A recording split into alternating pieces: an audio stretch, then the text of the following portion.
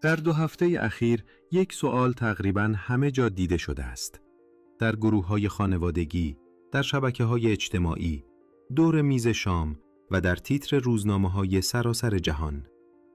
از زمانی که ایالات متحده و اسرائیل در 28 فوریه 2026 حملات مشترکی را علیه ایران آغاز کردند، حملاتی که بنابر این روایت به کشته شدن علی خامنه‌ای و نابودی بخش بزرگی از زیرساخت نظامی ایران انجامید، جهان مدام یک سوال را تکرار می‌کند. آیا این آغاز جنگ جهانی سوم است؟ پاسخ کوتاه این است: نه. دست کم در حال حاضر نه. اما پاسخ بلندتر، پیچیده‌تر و مهمتر از آن است که بتوان آن را در یک تیتر خلاصه کرد. چون اینکه امروز درگیر جنگ جهانی نیستیم، به این معنا نیست که خطرها کوچکند و فهم تفاوت میان یک جنگ منطقه‌ای بسیار جدی و یک جنگ جهانی برای هر کسی که می‌خواهد با ذهنی روشن به وقایع نگاه کند ضروری است. برای شروع باید روشن کنیم دقیقاً چه اتفاقی در حال رخ دادن است.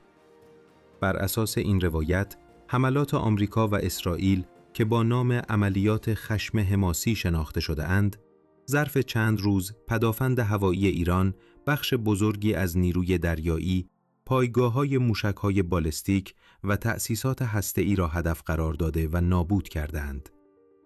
در تهران، ساختمان‌های دولتی مهمی از جمله مجموعه رهبری، ساختمان مجلس، مجلس خبرگان و دفاتر رسانه رسمی حکومت هدف قرار گرفتند. سازمان جهانی بهداشت از آسیب دیدن 13 مرکز درمانی در ایران خبر داده است. برخی سایت‌های میراث فرهنگی هم آسیب دیدند. هلال احمر ایران از هزاران قربانی غیر نظامی گزارش داده است. در سوی دیگر، پاسخ ایران شامل شلیک موشک و پهپاد به سمت پایگاه‌های آمریکایی در منطقه، حملات به اسرائیل و هدف گرفتن برخی کشورهای عربی خلیج فارس بوده است. ایران همچنین اعلام کرده که تنگه هرمز را بسته و کشتی‌هایی را در منطقه هدف قرار داده است، از جمله یک شناور آمریکایی در بندر بحرین. در حمله‌ای به یک پایگاه در کویت 6 نظامی آمریکایی کشته شدند. حزب الله حملات هماهنگی را علیه اسرائیل آغاز کرد. گروه‌های مسلح عراقی پایگاه‌های آمریکا را تهدید کردند. حوثی‌های یمن هم اعلام کردند آماده ورود به درگیری هستند. قطر پس از یک حمله پهپادی تولید گاز طبیعی مایع خود را متوقف کرد. در سطح اقتصادی نیز پیامدها فوری و گسترده بودند.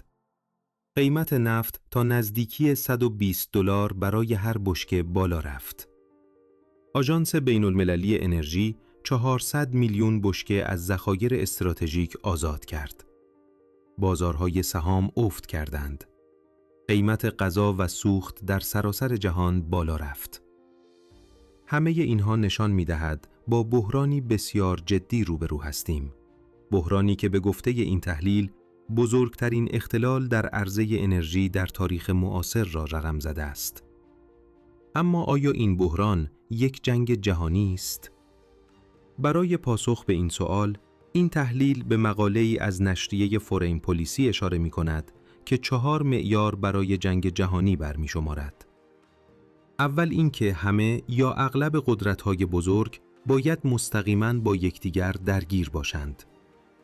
دوم اینکه عملیات نظامی باید مقیاس جهانی داشته باشد و در 2 یا چند قاره جریان داشته باشد. سوم اینکه قدرت‌ها باید بخش بزرگی از توان نظامی خود را بسیج کرده باشند. و چهارم اینکه جنگ باید به شکلی دائمی نظم بین‌المللی را تغییر دهد. بر اساس این چارچوب، این تحلیل نتیجه می‌گیرد که هیچ یک از این 4 معیار در حال حاضر به طور کامل برقرار نیست. در حال حاضر، ایالات متحده در حال بمباران ایران است، اما در حال جنگ مستقیم با روسیه یا چین نیست. میدان اصلی درگیری همچنان خاورمیانه است. هیچ قدرت بزرگی نیروهای خود را به طور کامل بسیج نکرده است و اگرچه فشار اقتصادی و سیاسی شدید است، اما نظم بین المللی هنوز پابرجاست.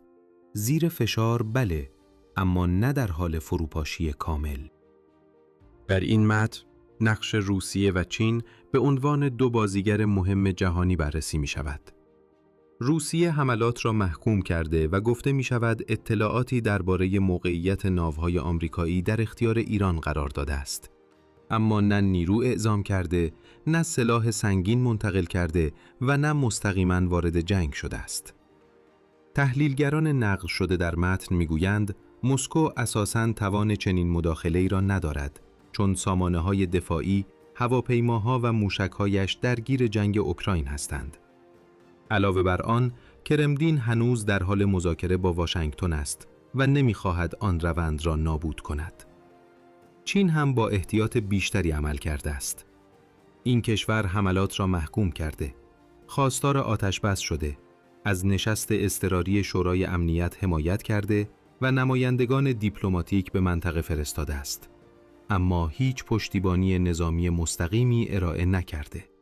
بر اساس این تحلیل، اولویت پکن این است که از دوران ریاست جمهوری ترامپ عبور کند، بدون آنکه وارد یک جنگ تجاری یا نظامی تمام عیار با آمریکا شود. چین همچنین می‌داند که حتی اگر حکومت ایران سقوط کند، هر دولت بعدی هم برای فروش نفت به مشتری نیاز خواهد داشت و چین مهمترین خریدار بالقوه باقی می‌ماند. این نکته از نگاه نویسنده بسیار مهم است. در لحظه‌ای که ایران بیشترین نیاز را داشت، دو شریک استراتژیک اصلیش یعنی روسیه و چین عملاً در حاشیه ماندند. روسیه تسلیت گفت، چین دیپلماسی پیشنهاد داد، اما هیچ کدام آن نوع حمایتی را که واقعاً می توانست موازنه جنگ را عوض کند ارائه نکردند. با این حال، اگر این جنگ جهانی نیست، چرا برای خیلی‌ها شبیه آغاز یک جنگ جهانی به نظر می رسد؟ این تحلیل می گوید دلیلش این است که این بحران بعضی از ویژگی‌هایی را دارد که ما معمولاً با جنگ‌های بزرگتر و فراگیرتر مرتبط می‌دانیم. یک قدرت بزرگ یعنی آمریکا مستقیماً درگیر است. مسئله هسته‌ای در پس‌زمینه حضور دارد، هم به خاطر نزدیکی ایران به توان هسته‌ای و هم به خاطر هشدار سرگئی لاوروف درباره احتمال آغاز رقابت هسته‌ای در خاورمیانه. چون کشورهای عربی ممکن است نتیجه بگیرند کسانی که بمب ندارند آسیب پذیرترند. یک آبراه استراتژیک بسته شده که حدود 20% انرژی جهان از آن عبور می کند. شبکه‌ای از نیروهای نیابتی در کشورهای مختلف، از لبنان و یمن تا عراق و سوریه درگیر ماجرا هستند. و روسیه و چین هرچند وارد جنگ نشدند، اما از راه‌های مختلف اطلاعات یا فناوری‌هایی در اختیار ایران گذاشتند. در گذشته چنین الگویی می توانست بستر یک جنگ بسیار بزرگتر شود. اما این تحلیل تأکید می کند که در سال 2026 قدرت‌هایی که می توانند این درگیری را به جنگ جهانی تبدیل کنند، انگیزه‌های بسیار قوی دارند که دقیقاً این کار را نکنند.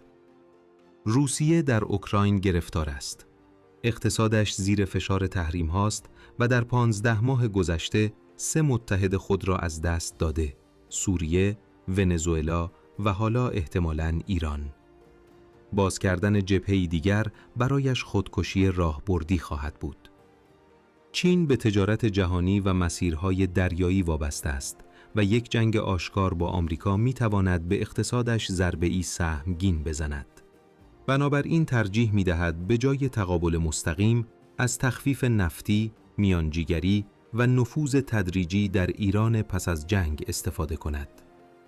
خود آمریکا هم با انتخابات میان دوره‌ای روبروست و طبق این روایت عملیات خشم حماسی روزانه نزدیک به 900 میلیون دلار هزینه دارد.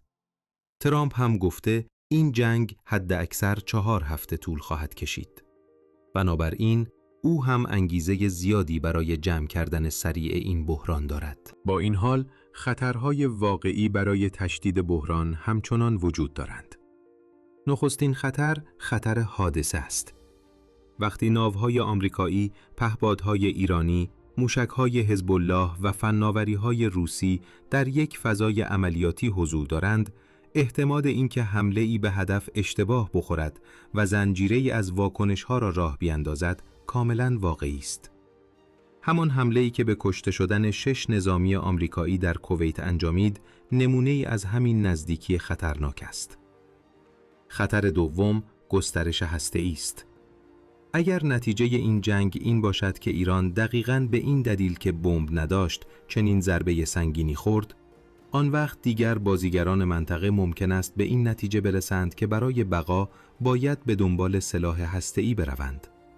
این دقیقاً همان چیزی است که لاوروف نسبت به آن هشدار داده بود.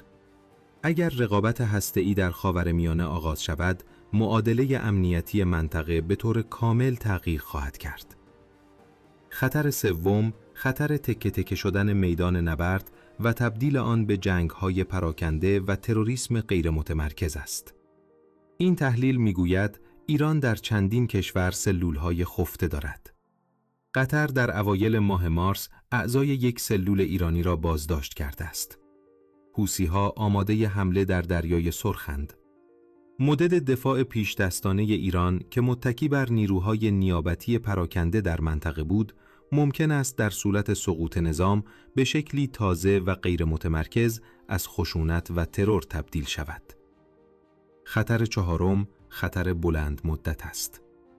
اگر حکومت ایران باقی بماند، ممکن است ضعیفتر، منزویتر و رادیکالتر از قبل شود.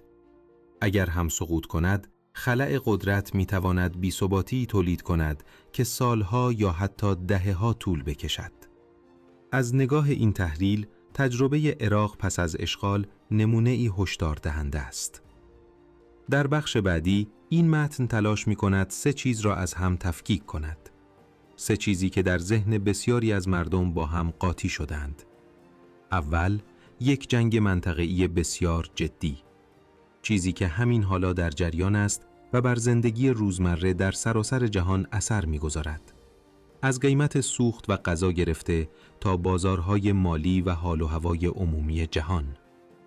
دوم، یک بحران اقتصادی جهانی شدید که اگر تنگه هرمز برای مدتی طولانی بسته بماند، به احتمال جدی تبدیل خواهد شد. در این تحلیل به پیشبینی اکسفورد اکونومیکس اشاره می شود که گفته این درگیری نباید بیشتر از 2 ماه طول بکشد. همچنین به آزادسازی ذخایر استراتژیک توسط آژانس بین‌المللی انرژی اشاره می شود. اما اگر شرایط بدتر شود، اثر آن بر تورم، نرخ بهره و رشد اقتصادی جهانی خواهد بود. سوم، جنگ جهانی سوم. سناریویی که برای تحقق آن باید روسیه، چین یا هر دو وارد تقابل مستقیم با آمریکا شوند و طبق استدلال متن نه ظرفیتش را دارند، نه انگیزه‌اش را و نه فعلاً تمایلش را. این تحلیل می‌گوید سناریوی جنگ جهانی ناممکن نیست، اما در حال حاضر بعید است و به زنجیره‌ای از اشتباهات محاسباتی نیاز دارد که هنوز رخ ندادند. برای کسانی که می‌خواهند وقایع را با دقت دنبال کنند، 3 شاخص پیشنهاد می‌شود. قیمت نفت که دماسنج شدت بحران است، وضعیت عبور و مرور در تنگه هرمز که نشانه‌ای از بدتر شدن یا بهتر شدن اوضاع است و موضع‌گیری‌های رسمی چین. نویسنده تاکید می‌کند که نباید فقط به حرف‌های روسیه توجه کرد چون زیاد حرف می‌زند و کمتر عمل می‌کند، بلکه باید به چین نگاه کرد که کمتر حرف می‌زند، اما اگر تصمیمی بگیرد پیامدهای واقعی دارد. اگر لحن پکن از دیپلماسی محتاطانه به سمت تقابل آشکار تغییر کند، آن وقت باید سناریو را از نو نوشت. جمع‌بندی نهایی این متن روشن است. اکنون زمان وحشت نیست، زمان توجه است. جنگ‌های جهانی معمولاً با فشار دادن یک دکمه آغاز نمی‌شوند، بلکه از دل مجموعه‌ای از اشتباهات، سوء برداشت‌ها، تعهدات ائتلافی و تشدیدهای ناخواسته شکل می‌گیرند. جنگ جهانی اول هم با یک ترور در سارایوو شروع شد. رخدادی که در آغاز کمتر کسی فکر می‌کرد جهان را به آتش بکشد.